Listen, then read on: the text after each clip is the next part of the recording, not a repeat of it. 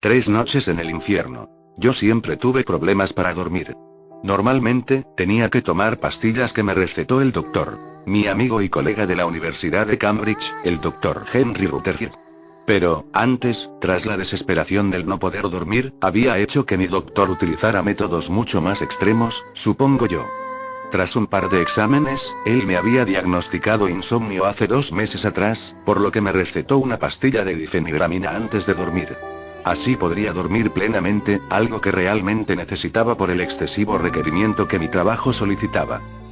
Hice caso omiso a mi doctor y, después de salir de su consultorio, me dirigí a casa después de un día largo de trabajo como tesorero de la compañía Microsoft en el Reino Unido. Llegué como de costumbre a las 7:27 p.m. y me preparé la cena. 2 huevos revueltos con tortilla abajo, bolillo y un poco de cereal con leche. Después de haber comido mi cena, decidí irme a dormir. Sabía que tras tomarme la pastilla tardaría aproximadamente unos 30 minutos en hacer efecto, así que me puse mi pijama e hice un poco de ejercicio para hacer mi estadía en la cama un poco más placentera. Después de 28 minutos, más o menos, dormí como nunca. No sé cómo explicarlo, solo sabía que estaba dormido, aunque no estaba consciente de eso en mi sueño. Sin embargo, estaba soñando y eso era lo que importaba. Pero a pesar de mi exitosa tarea de dormir, me había topado con algo que hubiese preferido no toparme.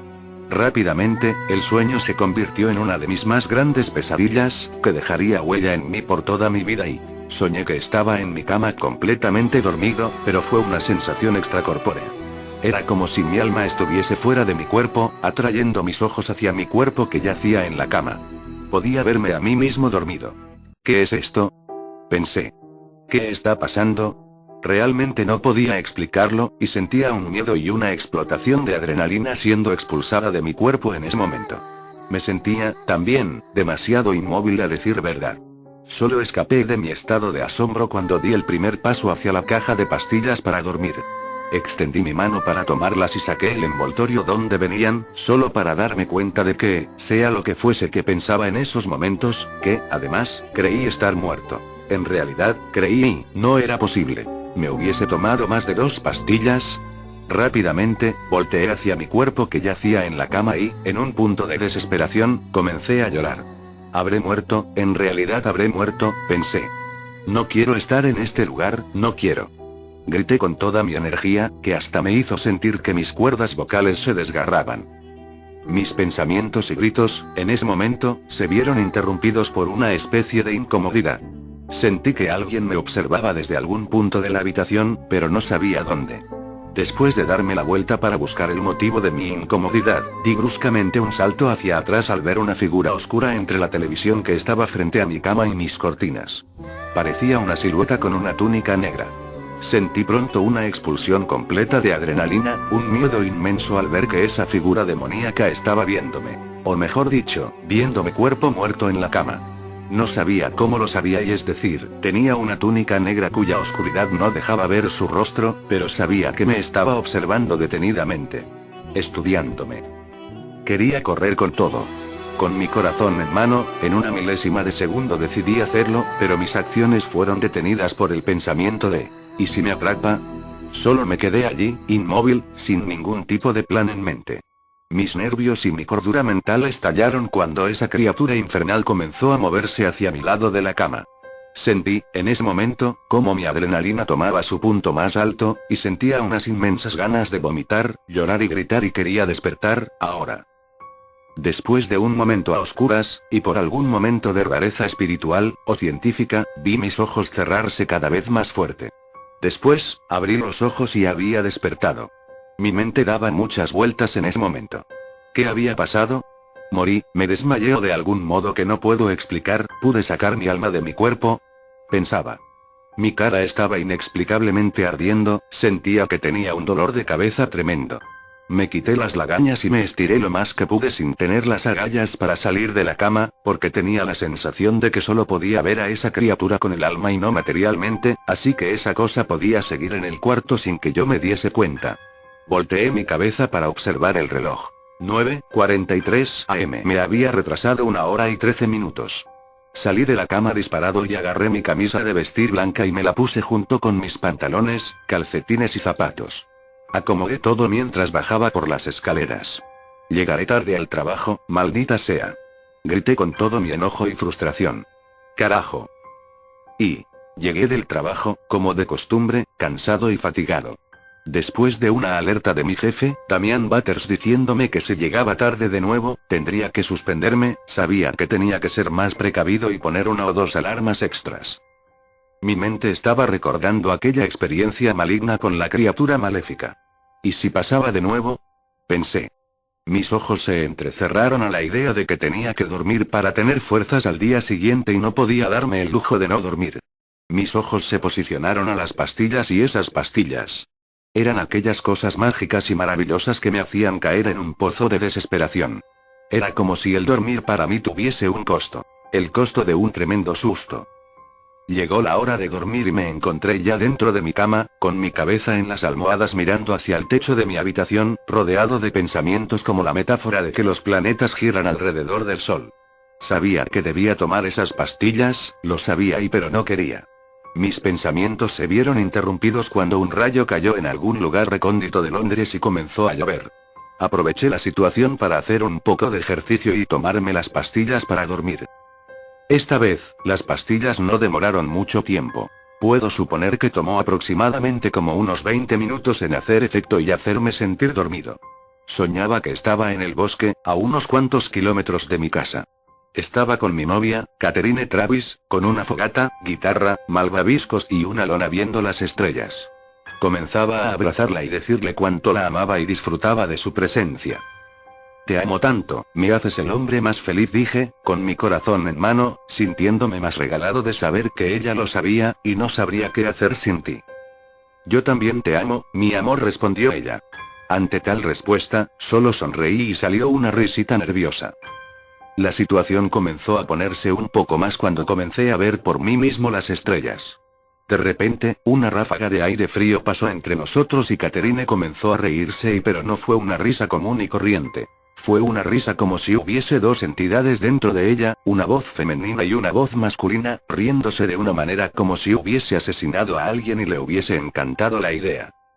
Me sentí inmóvil de nuevo, con un miedo y adrenalina siendo expulsadas de mi cuerpo. Comencé a tratar de moverme y a gritar, pero fue en vano. La misma criatura infernal que había visto en mi cuarto la noche de ayer comenzaba a hacerse presente desde la lejanía del bosque. Cada paso que daba era un latido bastante fuerte en mi corazón. Sentía que me iba a dar un paro cardíaco. Al momento, mi novia se había apoderado de mi mano, y la estrujaba tan fuerte que sentía que mis dedos iban a salir disparados de ella, porque los estaba inclinando hacia atrás. Me dolía mucho, pero eso fue lo de menos. La risa macabra cesó. Todo se hizo peor cuando la cosa infernal, ese demonio, se colocó delante de mí. Mi corazón iba a explotar del miedo y sentía un tremendo dolor en mi pecho, era mi corazón a punto de estallar, y realmente sentía que iba a estallar. Lo único que recuerdo, antes de amanecer en el hospital, fue a esa cosa decirme con voz lúgubre, esa voz gutural que haría que una persona, en su sano juicio, se volviese loca.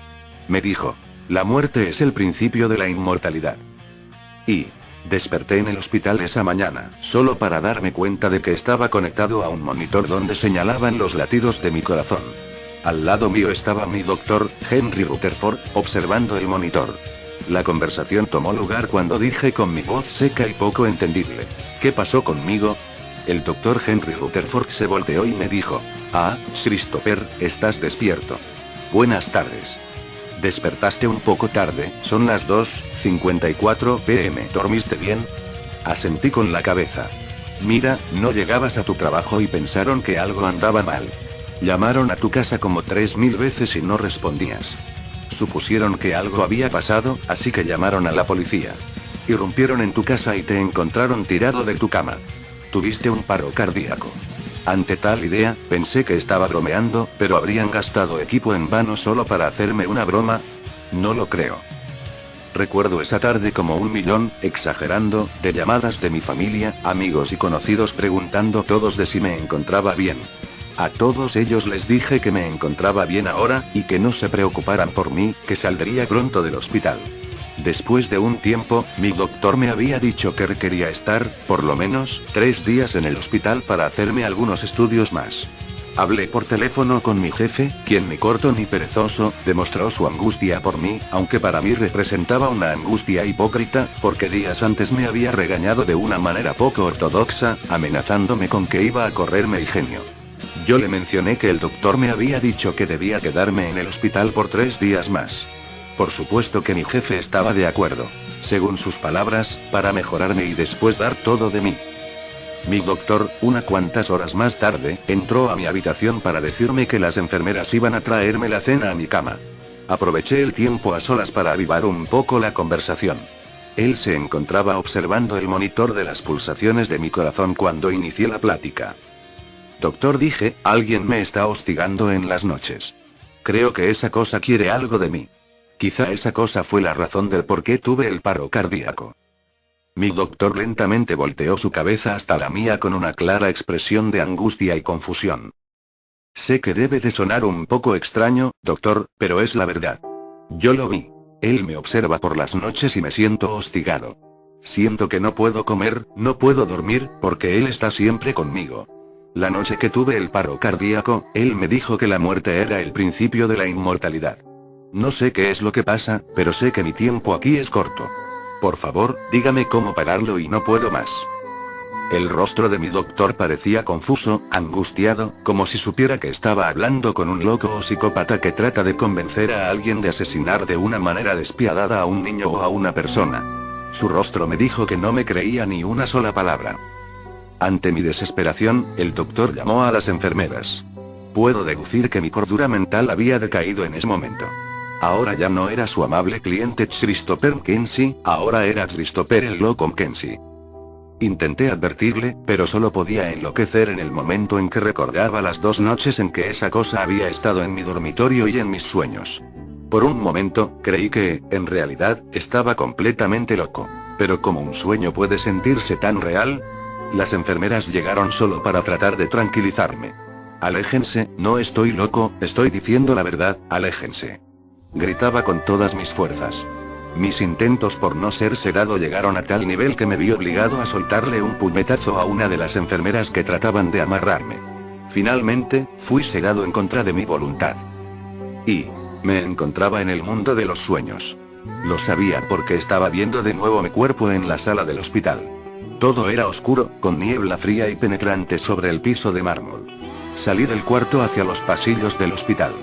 Podía ver las habitaciones y escuchar voces en estas, pero no podía ver a nadie.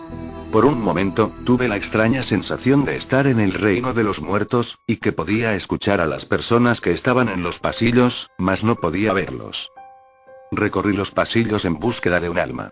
Fui al piso de arriba por las escaleras y veía nada más que los cuartos. Todo se había vuelto oscuro. Un negro azulado como si el frío denominara el hospital entero y la niebla sobre el piso fuese el único amigo que nunca me abandonaría. Más tarde que temprano, fui hacia los pisos de abajo, solo para encontrarme la puerta principal del hospital sellada. ¿Cómo es que está sellada si soy un espíritu? Pensé. Después de un tiempo de reflexionar, entendí que alguien o algo no deseaba que yo abandonase el lugar. Después de recorrer todos los lugares por alguna posible salida, no del mundo espiritual sino mi entrada al mundo material, de nuevo pensé que el mejor lugar para volver sería yendo hacia mi cuerpo material. Aunque no recordaba muy bien mi habitación, la habitación 434, la encontré por mi bajo sentido de orientación. Después de entrar, me senté en la silla de abajo. Habrían pasado unos 15 minutos cuando sentí un frío que penetraba en el fondo de mi corazón, en lo más recóndito de mi cuerpo. Podía sentir mis vellos erizándose del frío. Sabía que eso estaba cerca. Observé hacia la ventana y vi una figura oscura, con túnica negra que no dejaba ver su rostro, sus pies o sus manos. La misma figura que había visto las veces anteriores. Me asusté mucho porque había dejado la puerta abierta e iba a entrar por ella. Mientras más se acercaba, mi miedo más incrementaba. Sentía esa sensación de inmovilidad, esa sensación de adrenalina siendo expulsada de mi cuerpo a ritmos increíblemente altos, esa sensación de asombro y no querer ver, pero, por alguna extraña razón, sigues mirando. Él entró por la habitación y se quedó viendo mi cuerpo que yacía en la cama del hospital, dormido. Mirándome, observándome, estudiándome. Después de un tiempo muy corto, me armé de valor y dije en voz baja, casi entendible: ¿qué quieres de mí? La figura volteó su cabeza hacia mí y algo me dijo que no estaba contento por atreverme a hablar con él, o siquiera pensar que él podía responderme. Mi horror decayó y comencé a llorar del pánico cuando esa criatura dejó su posición del otro lado de la cama para venir hacia donde estaba yo. Ante sus movimientos tan horribles, horripilantes de ver, lo único que pude hacer era quedarme de cuclillas y rezar, y todavía recuerdo qué es lo que escuché en mi mente, como si ese demonio me hubiese hablado en mi mente con su misma voz lúgubre, gutural y seca. No importa cuánto reces, no servirá de nada. La criatura infernal puso una parte de su túnica, que identifiqué como su mano, en mi cabeza. Pero no podía sacarla de su túnica, porque pienso que la túnica negra era demasiado larga como para sacar su mano. Sentí, después de un momento, que mi cabeza comenzaba a quemarse, literalmente lo sentía. Comencé a gritar del dolor. Por favor, no me hagas nada, haz que pare. Mis cuerdas vocales comenzaban a rasgarse por la fortaleza de mis gritos. Sentía ese chisporroteo de adrenalina siendo expulsada de mi cuerpo, ese miedo de retraerme cada vez más hacia la pared del hospital como si pudiese romperla y salir de allí. Lo último que escuché fue, «Eres mío». Y se alejó. Cuando desperté, pensé que estaba intacto. Le dije a mi doctor si podía ir al baño para revisar mi cabeza en búsqueda de algo que no cuadraba. Él, a pesar de sus oscuros pensamientos en contra de mí acerca de que podía autoinfligirme, accedió a hacerlo. Fui al baño, no sin antes ser revisado de que no tenía algún tipo de arma blanca. Una vez que terminó la incómoda revisión, me apresuré hacia el baño para explorar cada centímetro de mi cabeza. Bingo. Sea lo que fuese, dentro de mi cabello había una marca, un tipo de círculo con un pentagrama invertido, poco distinguible por mi cabello negro. Pero también pude notar no muy claramente las letras DMR. Supuse que eso podía significar algo, así que exigí poder utilizar una computadora, laptop o dispositivo que se conectara a internet. Conseguí una laptop que me prestó una enfermera. Entré a Mozilla Firefox, abrí la página de Google y tecleé en el buscador. Pentagrama, DMR. Aparecieron los enlaces. Unos eran sobre jugadores y clanes de Halo Reach, otros eran algunas páginas sobre información de mundos en World of Warcraft, hasta que, buscando en la página 7, encontré un sitio de ocultismo y satanismo llamada En búsqueda del Cordero. Había una publicación corta pero muy efectiva, que supuse que podía darme muchas pistas a mis incógnitas. DMR, mejor conocido Dumar, es el demonio del silencio. Suele representarse con una cabeza de cerdo, patas de cordero y cuerpo de serpiente. También suele aparecer en una túnica negra que hace poco distinguible las facciones de su rostro, manos, cuerpo y pies. Su firma es un círculo de serpiente con un pentagrama invertido. Posiblemente, su firma es muy pequeña y casi distinguible. Su posicionamiento debe ser siempre en la cabeza o en las zonas genitales. Según los diccionarios demonológicos, aquellos que posean la firma de Dumar son aquellas personas que son propiedad de él, y son acechados por Dumar 3 noches antes de ser raptados y misteriosamente llevados a algún lado desconocido. Muchos demonólogos afirman que se los llevan al mismo infierno para ser torturados. Otros dicen que se los lleva al bosque a mitad de la noche. Sin embargo, esto es desconocido. Su color es el negro, su mes es septiembre y su hora preferida las 2:30 am. Su nombre significa abandonado ante los ojos de Dios. Terminé de leer el documento cuando un frío penetrante se hizo presente en mi habitación. Sentía mi corazón correr rápidamente. Sentía que no podía hacer nada, una impotencia dentro de mí me hizo llorar porque sabía que, aunque rezara, aunque fuese al templo a pedir clemencia y misericordia ante Dios, no iba a desistir. De todos modos me lo merecía, porque jamás había ido a misa, jamás había creído en Dios, había blasfemado contra él en millones de ocasiones y ahora me estaba retractando de cada una de las veces en que me reí de él. Llegó la noche, y sé que mi hora se acerca. Escribí esta historia porque sé que mi tiempo es corto. Sé que él está buscándome ahora, decidido a terminar con mi vida y hacerme sufrir de maneras impensables.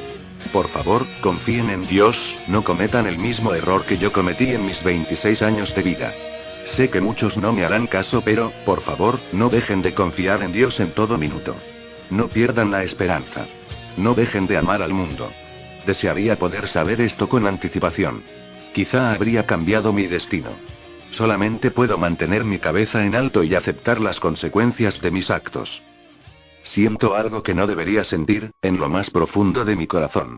Quizá es porque sea un maldito, y ustedes se preguntarán el por qué estoy tan tranquilo en una situación donde nadie lo estaría.